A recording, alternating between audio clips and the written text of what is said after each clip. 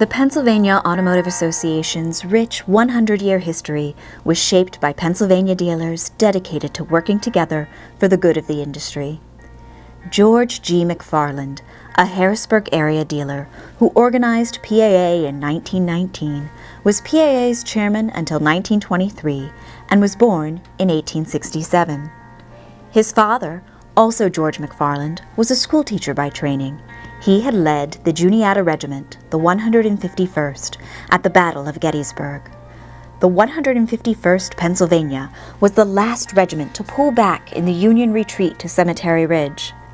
Following the war, McFarland moved his family to Harrisburg, where he founded a newspaper printing company and a school for children orphaned by the war. 4 years later, he and Addie welcomed their youngest son, George. George would grow up under the shadow of his older brother Horace. Horace, who was 8 years older than George, assisted his father in the print shop, taking over the business when George was just 11 and going on to national prominence as president of the American Civic Association, working to establish the national park system with Theodore Roosevelt, championing the preservation of Niagara Falls, and investing heavily in the beautification of the Harrisburg area. In 1894, at the age of 27, R. George opened a bicycle shop in Harrisburg, refusing financial assistance from his father and brother. He and his wife Charlotte, together with their son Donald, lived within walking distance of the store, but the dirt roads with large trenches made from area farm tractors made biking difficult.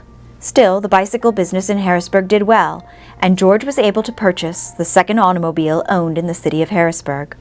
The car, a Rambler, created such great interest that George left the sale of bicycles for the automobile business in 1902, forming the Harrisburg Automobile Company. I was an automobile man by chance. I ran a cut rate, cut flour, sporting goods, and bicycle store on 3rd Street. My first auto garage was in Charlie Sefton's wagon shop, and my next occupied the 2nd story of a horse stable. I sold the first lever-steered curved dash car made under the name of Olds. I also sold the first wheel-steered single-cylinder car Olds made, the Rio. In my lifetime, I've been the agent for 18 other makes, but I always had the Rio. The first sale I made was to the owner of the Lock Heel Hotel, Charles Duffy. He showed me his check for the car and said the check was mine after we came back from the demonstration. That car never came back. Duffy wanted to drive it, and he connected with a very large and well-rooted tree. We walked home as a pair of mules dragged the vehicle back to the stable. The shoestring I was starting the business on almost busted. My next demonstration, I collected the check from Dr. John Fitchie first. "Better pay now, Doc," I told him, "and have it off your mind." It was good I did, because within 10 minutes he had driven over an embankment with no injury except to his pride. In the early years of the 20th century, laws for operating vehicles were non-existent or were made by local officials. In 1919, across Pennsylvania, there were more than 4,500 automobile dealers, with most belonging to regional associations that organized car shows and served as a collective voice with mayors and law enforcement. Following the formation of the National Automobile Dealers Association in 1917, George McFarland organized 14 dealers across Pennsylvania and formed the Interstate Dealers Association in 1919. Renaming it the Pennsylvania Automotive Association in 1921.